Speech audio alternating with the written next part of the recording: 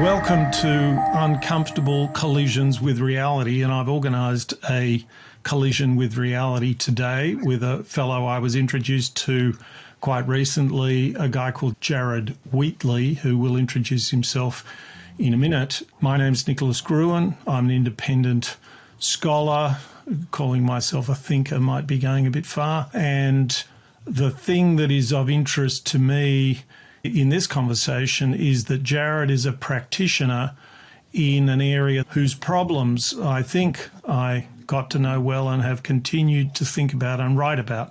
And that is out-of-home care, the care we give children who typically have to be removed from their parents because of abuse and neglect. And the problem is we remove them from one terrible situation, and the situation they go to, while it appears better, doesn't seem to do much better than where they were. And I look upon it as my lens on a whole hemisphere of activities that governments are involved in that they actually don't really know how to do, and they go through the motions, and this happens all over the place. It happens in out-of-home care, it happens in Indigenous welfare, it happens in prisons, it happens in schools, it happens in hospitals, although we do have somewhat better ideas in those areas. So that's my introduction. I will now ask Jarrod to introduce himself, and then we'll get on with our discussion, our collision.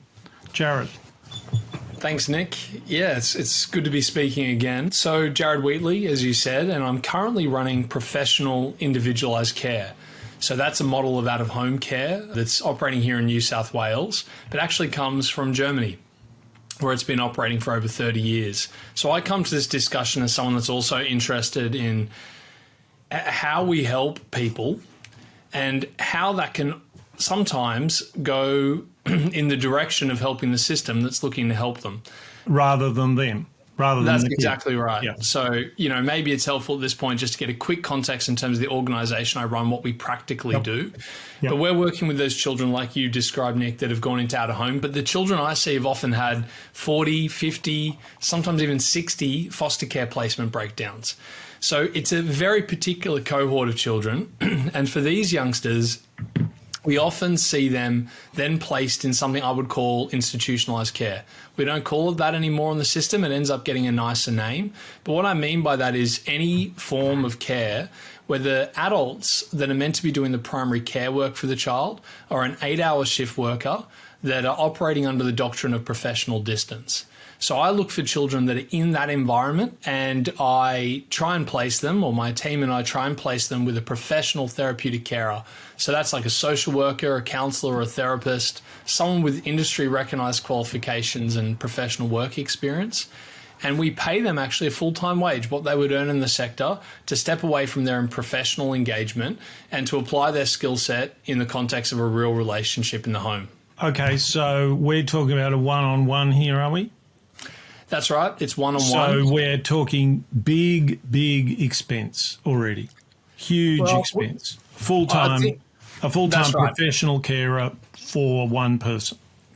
That's correct. And that's to see in the context of that these children, we save $250,000 per child per year, roughly, to place a child in that form of care. So it's expensive in comparison to foster care. It's not expensive at all in comparison to our current interventions and our current options in the system for this high needs cohort of children. Yeah, exactly. So foster care is much cheaper because we pay a family a kind of an honorarium, some pretty dodgy rate. We take advantage of their desire to help, I think. Maybe not. Maybe I'm being naive. I'm not suggesting they don't want to help, but the relative motivation of the money and the help, I don't want to pretend I know that. And your service, a little bit like the service that we got involved in at the Australian Centre for Social Innovation called Family by Family, was expensive when you sort of first looked at it. But then when you compared it to alternatives, it was a real bargain, it seemed to us. And it sounds like you have a similar view. I think there's two things people often think about is often when we're saying it's cheaper in the long run, And that's an absolute given to me. If we can get these kids engaged in, education, employment, not in our prison system, not in the health system, unless, where necessary, that's obviously a downstream saving. But what's really important to recognize when we're speaking about those figures of a couple of $100,000 cheaper, that's not a future projected saving. That's a here and now saving in the current budgets in the current financial year. So give us some insight into, just in terms of recurrent funding and recurrent saving, how does your model, which is a full-time carer for one person, how is that cheaper than the alternative? What is the alternative, and how does it stack up? How does it rack up those costs? So you can imagine if you place a child in a group home, or what we call an alternative care arrangement, sometimes otherwise called a hotel. But if we would place a child in any environment where the primary care is going to be a shift worker, you're going to have one or two shift workers depending on the needs. If the child's particularly violent, or if there's risk of many other things that complex trauma can present as a type of survival strategy, but things that get us really worried. So if you have shift workers, one or two, then you're going to have to get through a 24-hour period. We need 3 of those adults getting paid a full-time wage at a minimum. They're going to take holiday and leave, so we're going to need 4 or 5. So if we have a child in that environment, we might end up with 6 people just on the ground that are there to care for that child, that are all doing very small shifts, having walking out of the child's life, but that's very expensive. And that's before you put on the cost of paying for the facility, paying for the food, paying for the wraparound supports. So it's an incredibly expensive intervention. But here's the key, because I think you can get kind of caught up in the dollars, and the heart of it is actually looking at saying it's relational deprivation for a child. It doesn't work. Hopefully we'll get onto that. Now, can you just tell me a little more about the care you then provide? So you find a qualified social worker, you pay them for 8 hours a day to look after a child. So explain the round-the-clock story. And feel free, since I was wanting you to share some war stories, as you told this to me first time, you tried to import this from Germany, and it sort of became impossible because of the credentialing and the way in which the system was set up. So if you could, maybe take us through some of that at the same time as telling the story brilliantly, so that at the end of your telling it, we will have a good picture of this alternative method of care that you're providing kids in New South Wales today. Understood. So back in 2009, 2010, I was living in Germany working with refugees. They were unaccompanied minors that had some rights within the German out-of-home care system. So being Australian, who was over there working, I wanted to get my head around the German out-of-home care system naturally, so I could support the young people I was working with to access the best support. And you'd previously been involved in youth work of various kinds back in New South Wales, correct? That's correct. So I was previously running a small youth service in the Blue Mountains. Okay. And that was far more like a traditional youth work drop-in centre with related programs in high schools, etc. Hang on, I'm sorry about this. I'm going to interrupt you again. Been far too modest when I asked you to introduce yourself to tell people that you were New South Wales Young Person of the Year, I think, and I'm curious as to what that was associated with and whether that was before or after this story that you're telling now. Yes, so the New South Wales Young Australian of the Year was awarded to me for my work over 2 charities. One, the current charity I'm running, Professional Individualised Care, but I previously was running a social venture, was the last startup I had, that was using street art as a medium to work with. Yeah, very cool. I've looked that up too, so give it a bit of a plug. And anyway, so that was after 2009. So when were you given that award? 2019. Okay. And what's the name of the street art venture? Street Art Murals Australia. It's very cool. I've checked it out, so people who are watching or listening should go and check it out. Anyway, sorry, I've interrupted you enough. Press on. No, so yes, I was in Germany working with refugees, getting my head around the German out-of-home care system. And everyone was always speaking about their model. They call it individualized social pedagogy. I made, for a number of reasons, I didn't decide to just directly translate that model. Sounds very German. Sounds very German. Yeah, that's right. I'd steer clear of that. Yeah, go on. Yeah, that's right. I field tested it for a little bit, and everyone thought I was like an education institution or something. I couldn't go with it. But I was speaking about this model like, Jarrod, if you can just get your kids into that model, they'll be okay. And automatically you have your skepticism up and you have your questioning, kind of like, well, what is this all about? And I then was lucky enough to spend a lot of my holidays meeting carers who had left their professional role as, say, an adolescent family counsellor or as a psychologist or as a social worker, and were full-time engaged to caring for one child. And I was coming at a little bit like the framing in your question of saying, how is this your job? And I saw it as a job. And as a result, what I did is I overlaid all of the doctrines that I'd been told around professional practice in Australia, particularly that of clinical medical concepts of care around professional distance and not having a real relationship with the child. So you can imagine me working in Germany, you know, lucky enough to stay in the home of one of these carers who's been doing it for 25 years, watching the interaction between one of these young people and the carer, where the child rests their head on the carer's shoulder as they're watching TV at night, and all of the alarm bells going off in me saying, you can't do that, it's professional practice. And I bite my tongue and I wait until the next morning and I speak to one of these carers, and the one I'm thinking about, her name was Linda. And, you know, I was like, Linda, you know, you can't do that. And effectively she was like, you know, come here, young blood type thing, was like, what you don't understand is it's not about professional distance, it's professional nearness.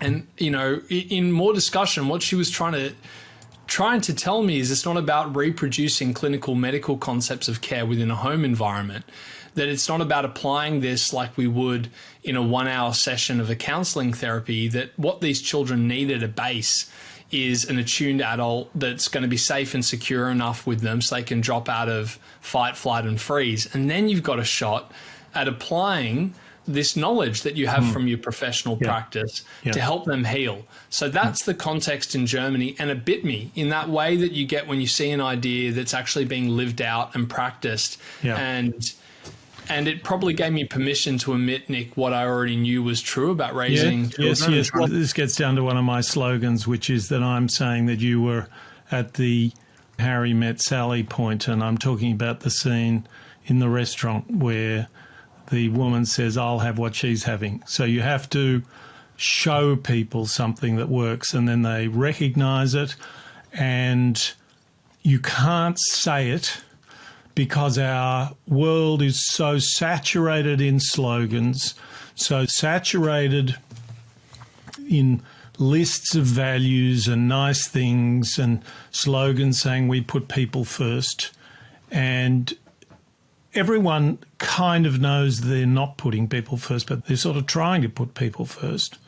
And life goes on. And then they suddenly see something. And this was my experience looking at Family by Family, a co-designed program which had tried to bring people with some social sciences skills together with some social working skills together with the families themselves and put together something that was compelling for them all. Anyway, so I've just interrupted you and I want you to go on with your story, please. Yeah, I completely agree that it's a really interesting space, and hopefully we'll get there later in the discussion around people that are trying to help, and we have stated values about being there for children, but our lived values can be if they're in competition with other needs. I'll cut to the chase. You don't have to agree with me, but lists of values are for the birds as far as I'm concerned. In fact, I don't think they do much good for birds even. But I want you to get back to your story. So I'm in Germany and I met an organization called IJS, and their original name was actually in English. In English, it was called Outback. And would you believe it? This is an organization in Germany that 20 or 30 years ago was sending children in the German out-of-home care system to the Australian Outback. And in the name, you can hear for the adventure as an intervention, effectively. Yeah, exactly. Yeah. That's right. So I happened to meet some people in Germany that were using this model, that had previous experience in Australia and had tried a few times to see the Australian system adopt these relational concepts of care. And so it was just a meeting, right place, right time. And at the time, I wanted to come back and set up that Street Art Murals Australia organisation. But in meeting these people, I said, hey, when I'm back home, let me help introduce you to people, bigger organisations running this, and we'll see if we can get it up off the ground for you. So I spent 2 years in conversations with the boards of big organizations say, here's a different way to work that's cheaper, that has 30 years of experience in Germany and had twice the success rate than any other form of out-of-home care. How do you measure the success rate? So that was a meta-study, EVAS, done by Massaneri, who's an academic who took 40,000 young people, and it's looking at what we would call the broad measures. So that's placement, stability, education, interactions with police, etc. Broad measures. Yep. And yes, we could certainly argue what is success. No, I don't want to. So you're talking to these big organisations. That's right. And you're getting into the point of the conversation where you're going, this is cheaper. This is going to be more effective. This is more aligned with our understanding of complex trauma and children's attachment needs. And I didn't get anywhere for 2 years. It always fell down when the organizations would look at the risks involved in our current system to operate a new model. And what that led me to is, once the last organization was big enough, I decided, well, then we'll create a new legal entity and we'll do that ourselves. And Nick, that then started a huge shock in my life, where I spent another 2 years trying to get accreditation, trying to get government contracts, and was in those real catch-22s where if you wanted a government contract, you had to have accreditation, but you couldn't get accreditation unless you would operate a model that was already recognized, and that meant effectively running something that we knew wouldn't work. So it took me 2 years of trying to navigate that world until we got our first contract, and I was lucky enough to find the right people in certain districts, particularly Western Sydney here and New South Wales, to help me navigate that. Yeah, so that takes 2 years, and of course, doing it on your own, you don't have deep pockets to do any of that. All right, so you managed to do it. So if you wouldn't mind, you can even describe it if you would mind. It depends how much you mind. But describe, if you wouldn't mind, so how does this work now? So you become aware of a kid who's had 35 unsuccessful fosterings, and so they're in your target zone. They're the people you believe you can help. So just tell us what happens and what is the upshot. What kind of relationship do you then bring about? Yeah. So we're one of the last stops in the system.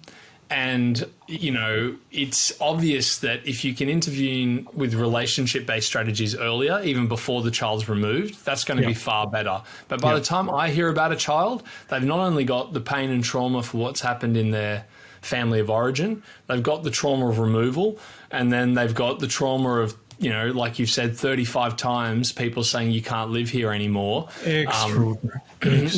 Not to mention, the sexual and physical abuse that can happen along that journey. So the children I'm seeing come with a really expert set of strategies of how to survive. Yeah. And we as a society see them as bad behaviors. Yes. So it might be that this child's learnt, before anyone hurts me, I just have to smash the telly on week 2 and, deliberately do a very provocative act in public. I know that this placement will end. And before anyone can, get close enough to hurt me, I don't have to get close enough to anyone. But what comes to me, Nick, is a list of behaviors. We've documented this kid's life, and often there's really concerned adults that care about them that are saying, we don't know what to do, and can you help? And if we have a free place in my org, I get between 80 to 100 referrals of such children. So you imagine there's a huge amount of kids we're looking at for one opportunity to leave the group home and get back into society, because there's really no prospect. And the group home, so they're now I'm not preoccupied with this. It just sort of helps fill out the picture. Sure. So the moving from the group home to your thing it reduces the costs for the government. It does, yeah. So they should be saying, hey, how can we help you scale up? Let me guess, they're not. Actually, Nick, I've got to surprise you on this one. They are. They are. Good. Okay, excellent. They are. However, what people want to scale up, here's the however, what they want to scale up is capacity that I can take on. However, if we want to scale up this concept, it requires us to culturally wrestle with how care looks for all the children in the system. And the way to scale this idea isn't more places like us. because you'll end up, you'll be chasing your tail. And I don't think what we need to be doing is using the same concepts behind it earlier. But in terms of the very pointy end of the system, we're so desperate for an option that's good for the child that, I think if I turned around and said I have 100 places tomorrow, I would be surprised if government wouldn't say, Jarrod, would love you to take 100 children into care. Okay, so it sounds to me you've now found a point at which, you probably, I would imagine you have to increase your costs somewhat because you've got to attract a lot more carers. I'm not for a minute suggesting this is the best outcome, but it's a better outcome than what we've got at the moment, and it saves some money. So take us through why aren't you scaling up more than you are?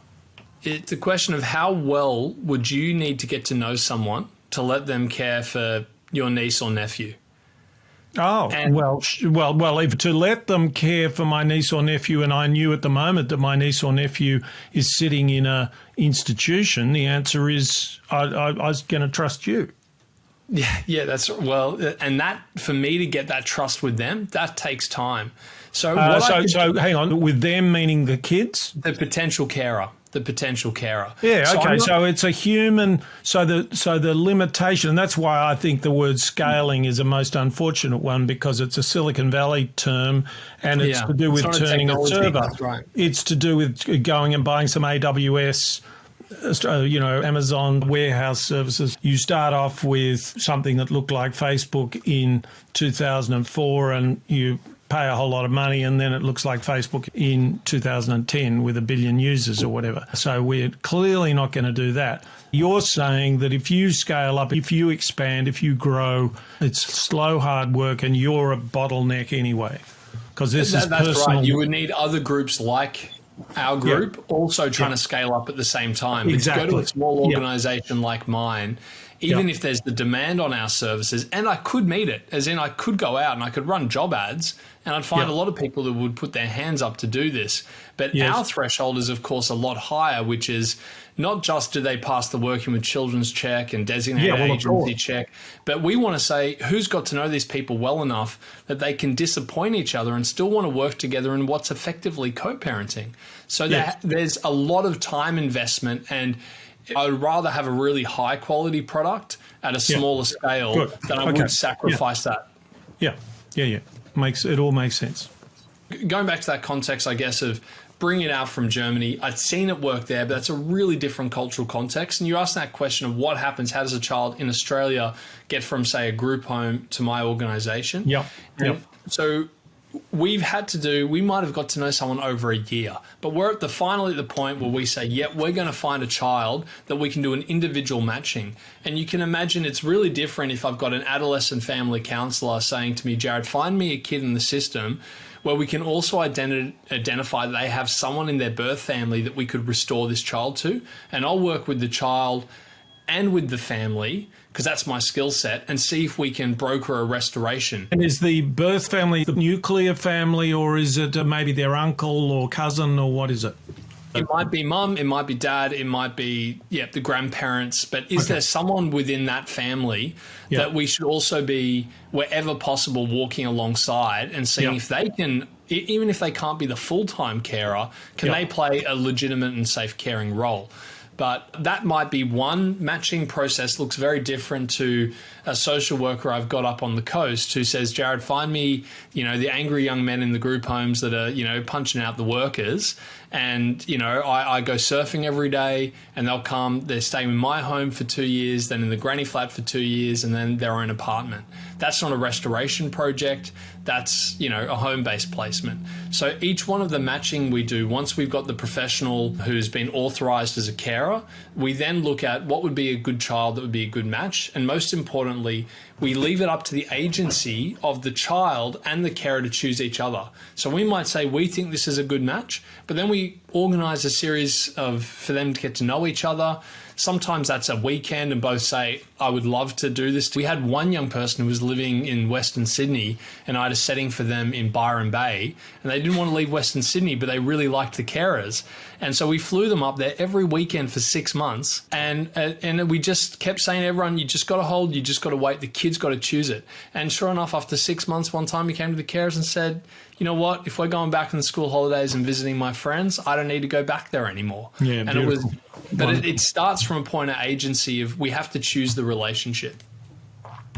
It just reminds me, bringing tears to my eyes, it reminds me of a story that a South Australian judge in the family court told me, where he had a kid in front of him and he'd been guilty of some damn thing. And he said to the kid, so hard to say. He said to the kid, what do you want? And he said, I want to go and visit my dad in Victoria. And he said, all right, well, we'll try and arrange that. And, it's just so moving, this sort of... And, I mean, it was a kind of a good news story. Things worked out. He got a bicycle too. He also wanted a bicycle. And, I don't want to... I'm reminded that you may have heard of a great Australian poet called A.D. Hope. And someone told him one of these stories, and he told another story about a kid who a man had kind of rescued and had staying with him. And then he said yes. And then one day the child got out an axe and split him right down the middle. So I don't want to simply say that this is easy. What I do want to say, what you are saying, I think what you are reinforcing, is that we are dealing with such a mismatch of perspectives, the system having one particular perspective and the kid. I mean, it's hardly surprising that a child who's been through this, and just a child full stop, has just a very different way of looking at the world, and the challenge which the adults have to rise to. The kids already risen to it insofar as they can by learning how to survive and smashing the TV if necessary. That's just something where the system is so often, so desperately, so terribly stuck, which is what you observed. The human thing, when you say that, like what my heart goes back to when I do this work, is it's just so deeply human. If you even meet one of these kids in this environment, the relational deprivation is so extreme. I mean, that's a fancy word, but just like, what if you don't have anyone in your life that loves you? What if you can't name a friend? Yeah. And exactly. You're living in an environment where there's people it's worse than that. Every 8 hours. Yeah, but it's not just that you can't name a friend. Chaos can break out at any point. People can be hostile to you incredibly quickly. You learn to be hostile to them in all kinds of ways that are both adaptive and maladaptive, that do you good and then do you terrible harm, and you don't even know the difference, because these things work out over days and weeks and months and years and decades. Yeah, and I think when you said, Nick, that the adults have to rise, and I think that's the simple thing of, like, this is really hard. No one putting their hand up for this. It's not a magic solution. But what I've seen time and time again, like at the moment in Australia, it's about 85% for us. So it's not perfect, but that's still 85% of the time. If you give a child that environment and you've got a carer that can stick it out, most likely outcome in many ways is that child, after a year of going, man, this person's still here, actually gets the shot at rewiring their brain. And that just needs a huge amount of repetitive, positive experiences to give them the chance to be in a position to heal. And then 2 or 3 years down the track, we might see a change in behavior, because they don't need those strategies anymore. But rather than chasing the behavior, chase how many connected adults they've got in their life. Yeah. I mean, the way I used to think about this is a war between two immense forces. The immense force pushing them down is entrenched. I don't even like the term disadvantage for various reasons I won't go into, but it's a pretty passive word. But the children are thrown into a world that doesn't work, that, we are a species that spend, even when we're not very highly educated, at least 10 years of our life being taught things and being cared for, and that's all kind of gone. hopelessly wrong, and it's wrong in so many different ways. So you don't know which way is up. And so that's what's pushing you down. And what I call the tragic liberal perspective on this is that we should sort of try and do what we can, but really this is such a disadvantage. It's such a deficit that we should expect disappointment most of the time. But then there is this other thing which Noel Pearson talks about as self-interest. Almost everybody wants a better life. And so it's like psychotherapy or something like that. You're in a psychotherapeutic session, you tell the psychotherapist, I want a better life, and then you spend your time trying to work out the ways in which you don't want a better life, the things that you are not prepared to do, that you're too scared to do, or whatever, to deprogram various things about yourself that you're clinging onto in order to get a better life. So that's the immense power of this alternative power. And so it shouldn't be very surprising that you can get a success rate of 85%. What you got a figure for the success rate without your intervention? It's one of these ones where I'll be honest and say I don't know too many children that will go into a group home and come out better. Yeah. If it does exist, I haven't seen it. I'll answer it that way. That I'm not to say that there aren't beautiful people trying to do their best within that system. And I'm sure there are children out there that have built amazing lives after, because they're, incredible individuals that deserve our admiration. But if I was to look at that system and what it actually contributes to children, it isn't based on our understanding of trauma. It's probably the worst thing you could do for reactive attachment disorders as well, is place people together in those type of environments. So we know it doesn't work. Like that's not really up for grabs. I don't think you'll find anyone in the system that will say, we want to see children in these environments because we believe in them. They'll tell you we have to do this because there's no other option. And in our system, in a practical sense, that might be true. But for us as a society, that doesn't have to be true. We absolutely can do things to change this reality. And I think my organization, in a small way, is proof of that. We're taking the kids that have psychologist reports that say they're irreparable, psychologists putting that in writing, where it's just absolutely not true. They can improve their life so much, but it does need something pretty miraculous to happen, which is someone to put up their hand and say, I'll bring that into my life, into my own home. And that's hard work. Hard work. So in the first discussion we had, we talked quite a lot about why that is. Now, we've sort of said a little bit about that in this conversation, but I thought it might be worthwhile now trying to get you to say the way you would have characterized what you thought was wrong with the system and therefore what we needed to do in our first conversation. And then I'll sort of hit you with my own observations, because you're deep in the system and I've been familiar at some remove with the system and then thinking about policy a lot. So you fire away and then we'll see where we can get with that. Great. Yeah. For me, it's really coming from seeing three cultural issues with our current practice. So that's number one. It's the system safety versus the safety for the child. So we have a system that talks a lot about safety. We're really interested in it. We do a lot of forms. We have a lot of meetings about it.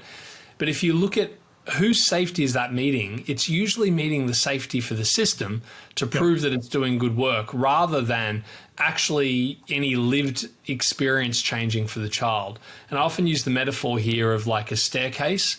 And if you say, if our job is to get kids up the staircase, you can put in one or two handrails. Excuse me. You can put in one or two handrails and you can make it a bit safer and a bit easier to get up. But if you put in 4 or 5 handrails, or if you keep having, 14 government inquiries, and each time you bring in new regulations, and at some point you've got 26 handrails going up a staircase, how your people in the system, they're spending 80, 90% of their time meeting the system's needs, filling in forms, talking about polishing handrails, rather than someone that has the time to support these families, support these children, be connected enough to them that if they've got a problem, they come to them and actually get help. So that's the first problem, is going, right now we've got a ratio of people spending their time. They're spending 80% of these workers to meet the system's needs, and that isn't changing the lived experience for children. So that's technical safety on paper for the system rather than safety for kids. That's number one. Number two is we got a system that's using a methodology to understand what works, that's around measurement. I was talking about those kids that get referred to my model, and we've measured everything about their behaviors, how often they kick, how often they spit, all of their incident reports, but that doesn't really bring us very much closer to what we should do about it or what the problem is. And that's where I think if you were to sit anyone down in their life, Nick, and go, what's the most important thing in your life? They're going to tell you friends, family, maybe their purpose, maybe religion. And if we were to say to the same person, can you measure it? Can you prove it to me? It's unlikely that they're orientating their life around, because they're doing a strengths and difficulties questionnaire every 3 months, and that's what's orientating their decisions about who they should have as relationships. But that's what we're currently doing for kids in out-of-home care, is we orientate our practice towards what we can measure rather than what the people that are affected by the system tell us is meaningful. And you can make a pretty profound change instantly just by asking the people you're trying to work with, what do you want? And, you know, I get it all the time when I'm meeting children, we're trying to find the right match. And they say, you know, I'd love to live on a farm. Don't want to be in the city anymore. I want this, I want that, I want that. And you can actually try from that basis of saying, for this young person right now, these are the things that are important. They want to see their uncle that I haven't seen for 4 years. So I won't harp on about that, but I think I'll jump in and interrupt you to just mention that in Family by Family, this program that the Australian Centre for Social Innovation designed, there was a tiny little marker. Sometimes I would explain it to people in government and they would think that what I was saying is, if you do this, your system will work. And what I was saying was, this is showing you how this other system was designed. Taking one little thing out of it isn't going to, that's just a small thing. But what happened was that it was a mentoring program, and a family was mentored by another local family who volunteered and was paid an honorarium. And the process was also independently coached. Now, the program regarded that matching process as an important part of the process. Obviously. And so I then started asking organisations that were running these kinds of programs for government, what efforts are put into matching caseworkers with cases? Well, none at all. It's like a taxi rank process. You just got that case manager. Well, that just tells you everything. That is just a tiny little snippet of how this whole thing is just completely round the wrong way. What's worse is that caseworker is probably only going to stick around for 6 months, and then they're off to the next job or secondment. Well, and so the caseworker hates it too. I mean, this is clearly going to improve the experience of the caseworker if the matching is well done, and so on and so forth. Anyway, you press on because you were getting up to number 3. Yeah, number 3, and this is really the heart of it. We've already touched on it. It's what is a real relationship? And I think our system right now is incredibly confused. We use the word relationship and we're talking about rapport, or we use the word relationship in some very strange contexts where I don't think they would stack up in our own life. Like I often use the example that I've never met anyone at a social engagement and said, hey, I really like you. Let's be friends on Thursday between 4 and 6, but only for 2.5 years. And if I leave my current job, we can't speak anymore. That's not how a real relationship works. And I think what we've currently done is pick up clinical and medical concepts of care that make absolute sense of having a uniform boundary if we have a person seeing a counsellor for 1 hour a month, and make absolutely no sense if we use it as the dominant doctrine to raise children in out-of-home care. These children need connections, and those connections need to have boundaries that are contextual based on who that adult is in their life and how long they'll be around. So a lot of our work is trying to say we're not trying to reproduce professional distance and these clinical medical concepts. And actually the thing that works, you know, I've never met a kid that said, Jarrod, you know what changed my life was this great case plan someone did for me when I was 15. And so rather than ignoring that, let's build on that. Let's find good adults, stable adult relationships And let's bank on that to keep kids safe. So that's probably those 3 points when I came at it, is saying we need to spend our time on actually changing kids' lived experience, things that actually make them safer, give them relational safety through kids, not just doing paperwork. Secondly, we need to orientate towards what people tell us actually means something. And thirdly, we need to actually give kids access to real connections, not just this weird game of you're connected to me, but only in this very specific way. Yeah. So just to go back to you, and you mentioned it, of saying you've seen this system from the outside. You're not like me having to pick up the kids, and that gives you a huge advantage that you can see the whole overview. What are you seeing as those big forces that are actually steering practice away from what works? I think it's always really important to argue things from very specific instances, and that's what you've done. And then your first thing, which is the distinction between keeping the system safe and keeping the children safe. For anyone who's listening, whenever you hear the expression in a meeting, reputational risk, you know what you're dealing with. You're dealing with what I call the institutional imperative, which is the safety of the system, not the safety of the people who it claims to be seeking to benefit. And you're watching the institutional imperative in action, which is that everybody has good intentions, but when push comes to shove, some intentions, some values trump other values, whatever they are listed in the values. But in fact, the further secret is that there's nothing in those values that helps people understand this critical moment. So I would go back a step or up a level or whatever, and I would take this one example, because I think it's like a holograph. You can see the whole system in this, which is system safety versus safety for children. So this will be a system. This is a system that talks about safety for children and putting children first all the time. It's populated by people who want to do that, who gave up better incomes to try to do that. Those people are deeply disquieted with how their lives are turning out, basically, because something's going wrong. They don't quite know what it is.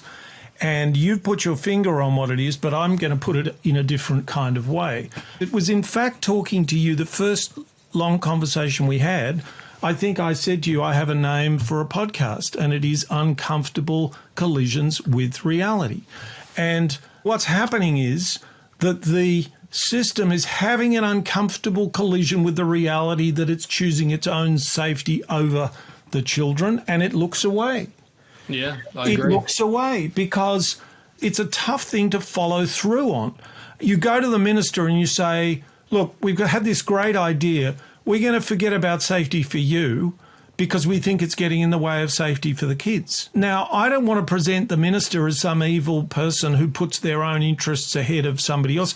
This is a person who's got to somewhere near the top of a system which has to run things, and it has to keep a majority in the Houses of Parliament, and it has to maintain the confidence of people, all kinds of people who are trying to trip it up in the media and elsewhere. It's very, very tough. And the upshot of that is that the system says one thing and does another. And in my long essay, a sort of a cry from the heart from over 10 years of this, I call it Lord Acton's paradox, Lord Acton's problem.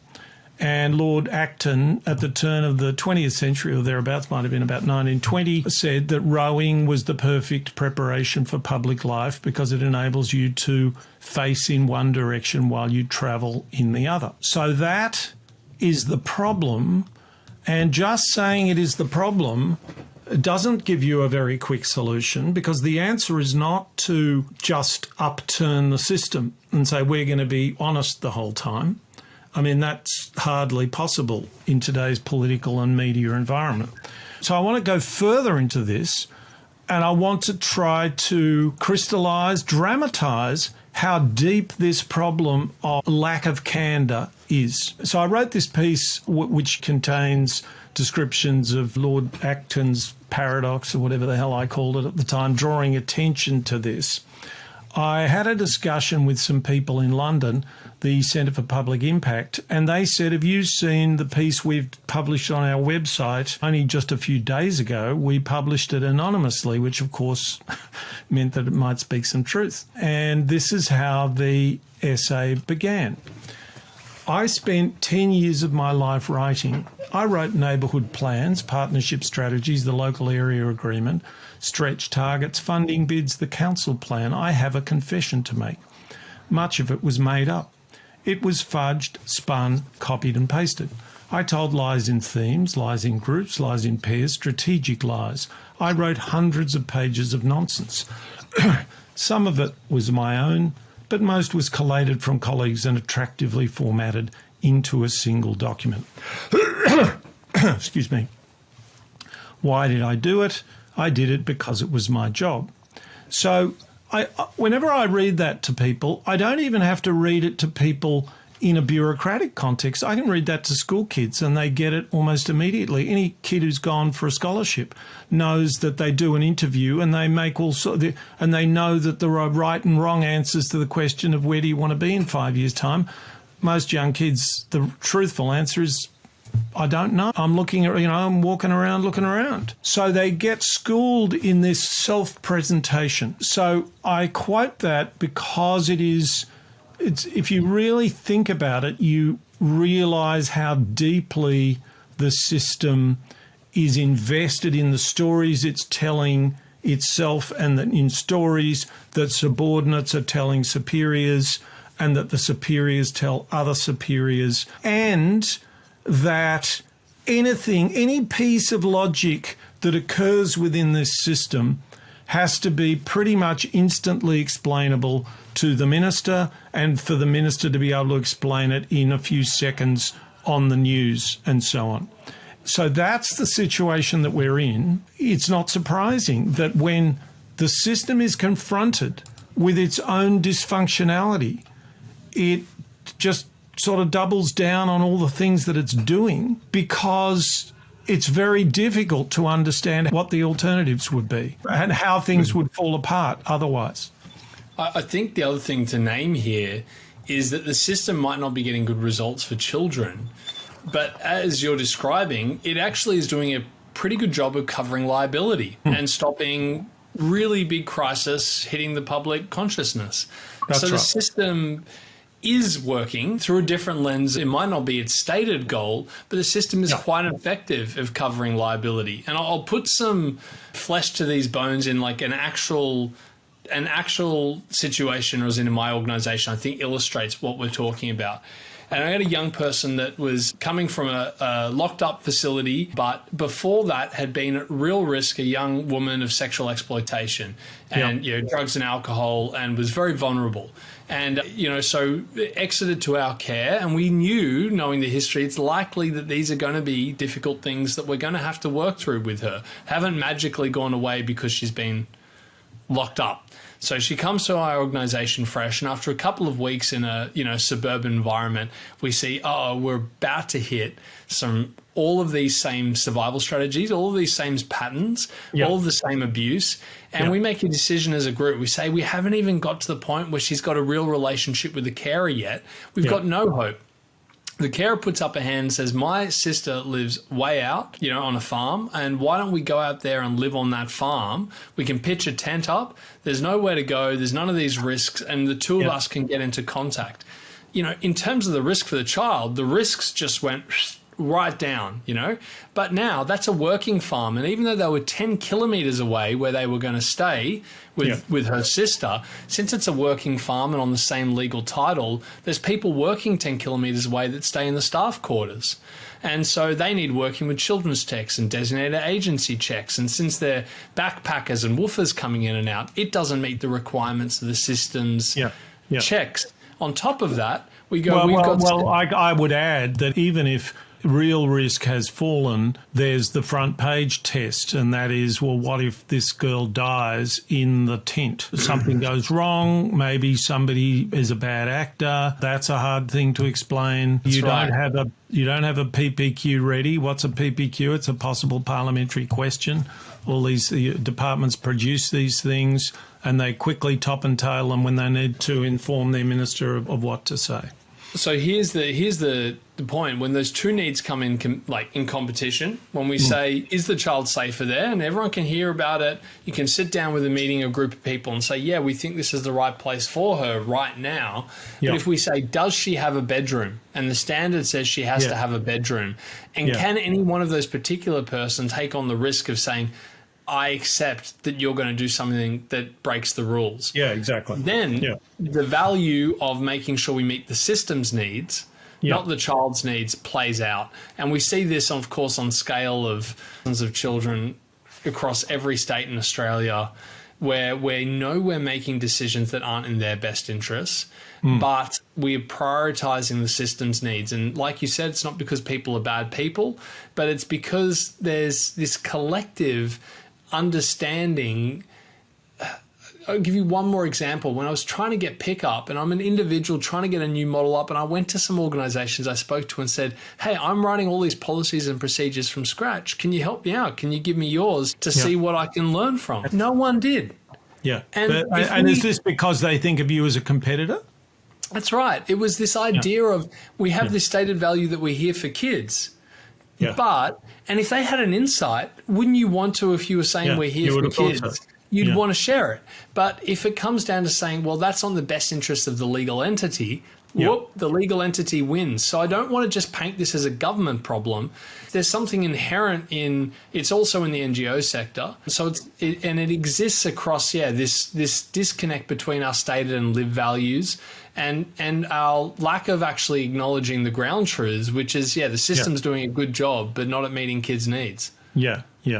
Okay, so I'd like to get these, I like to have discussions that are no longer than an hour, and we're going to fail here, I think, but I think what we should do now is try to talk about what the one or two things you think needs to happen, not to turn it into nirvana, but to make some kind of noticeable difference. So can I invite you to tell me how you're going to do that, and I might have a crack at that, and then we might be done for this time, and maybe we can do it again. That'd be great. That'd be great. So jumping into it, I think on the ground, trying to live it out is really helpful. And I think in some way we're not perfect, but we're trying to do that at PIC. We're trying to say you can do things differently and actually going about trying to do it. So I think that's one way to change the system, is get in it and actually try and be different yourself. If I could change one thing, it would be us taking a relational lens. So seeing child safety through the context of how many safe adults are in this kid's life. And that brings me to a point that happened in Germany, which is in the 80s, they changed their child protection and child welfare legislation to be about the right for a family to get help rather than the right for the state to protect. So this switch from a child protection system to a child connection system, what would it look like if people were picking their own care? You're not going to find many families or children that want to go to these environments that we've got them in.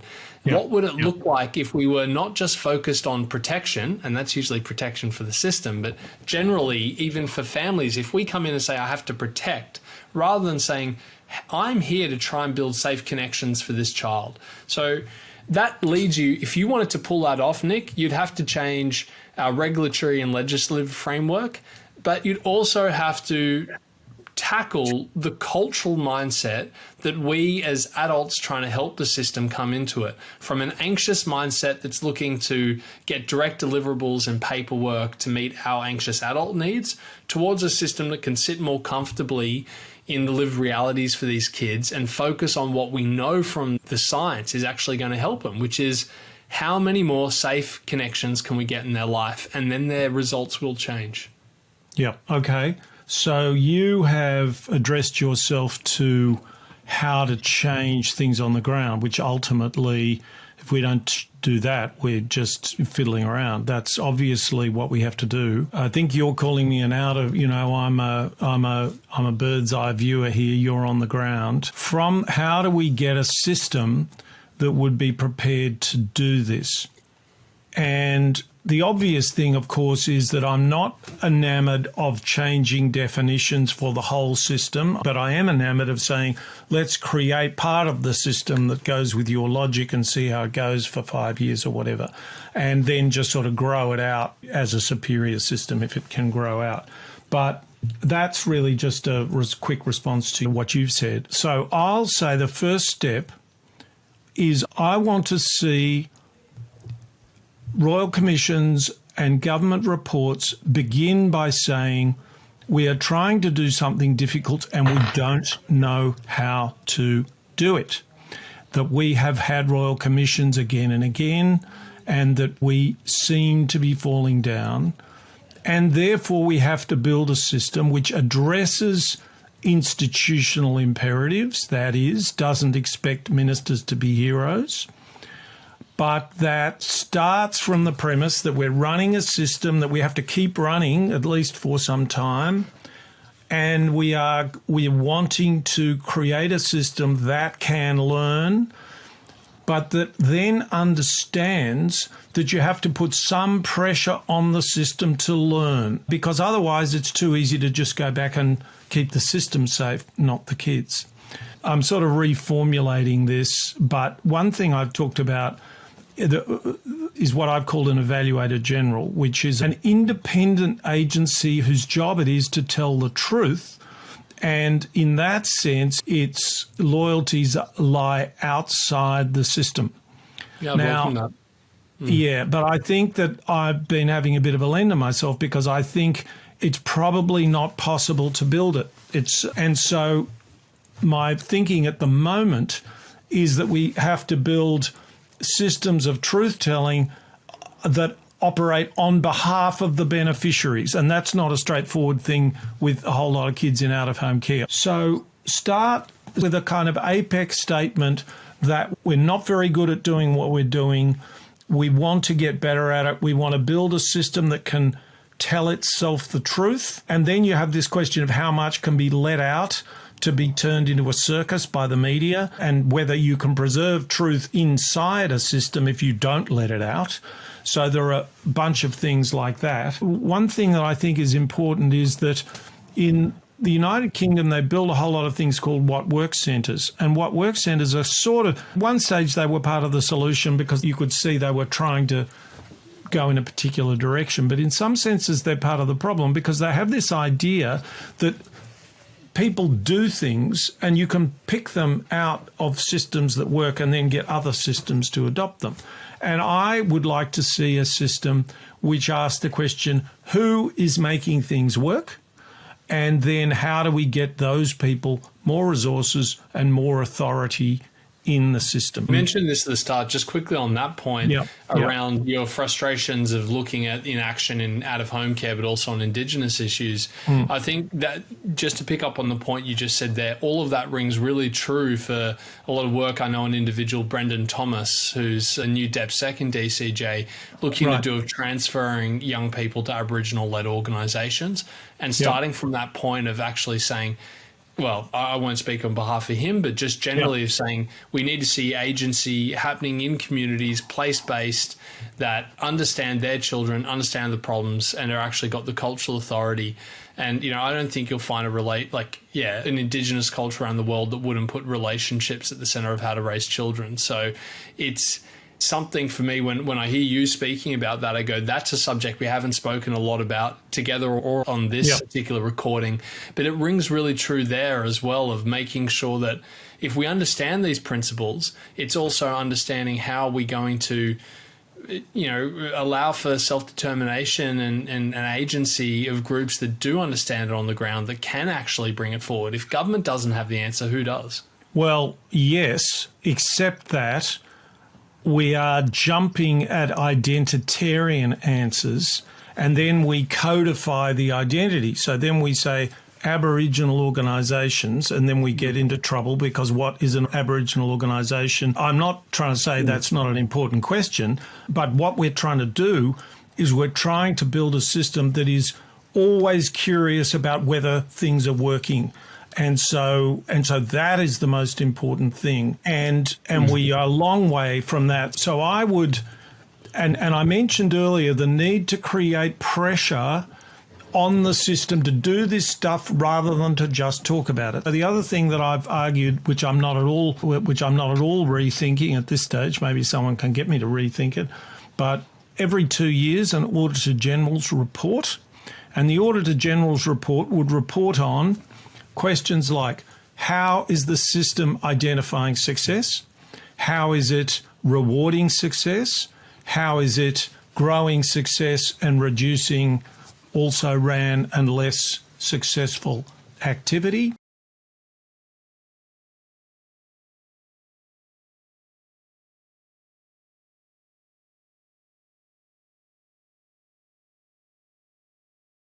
How is it giving more resources and authority to those people in this system who have proven their ability to get things done better than we have been getting them done? Yeah, I think we should all welcome, you'd have to welcome that. I think then the curiosity in me comes up, and I'm aware that we're looking to wrap this up, but the curiosity comes up and saying, why aren't we doing that? And there are real forces, real gravity that's pulling things in a different direction. And almost like as important as like, what are we going to do? Both my thoughts and this thought, it's about saying, what would the loss be in the system and how are we going to help manage that loss? Because unless we can do that purposefully and turn our attention to that as much as what the solution would be, gravity just wants to pull it in a different direction. Yeah, so when you say the loss, you mean people who feel bypassed and left out by the judgment of this system saying you're no good at what you're doing.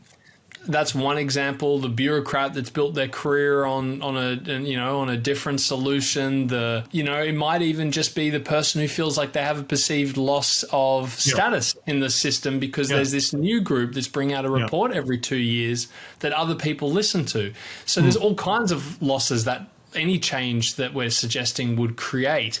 And, I think it's looking at it through that lens of saying, not just being curious. It's quite easy almost in some ways to identify things that would be better. And the really tricky thing is actually saying, what can we put into place? And, I sit with those thoughts as someone that cares deeply about this subject. And it can be pretty easy to derail your thoughts because it is such a mammoth task, and at the same time, still believe change is possible. Anyway, I'm monologuing here, so please jump in. Yeah, no, it's very interesting, and I don't think quite that way, but that's just because I should, but I don't, because it is important, yes, not to indulge our self-righteousness, but to try to work a system out which gives a lot of people an incentive to start doing better. And I know that I'm very, very confident that there's a great deal of goodwill in these systems, and there's an enormous amount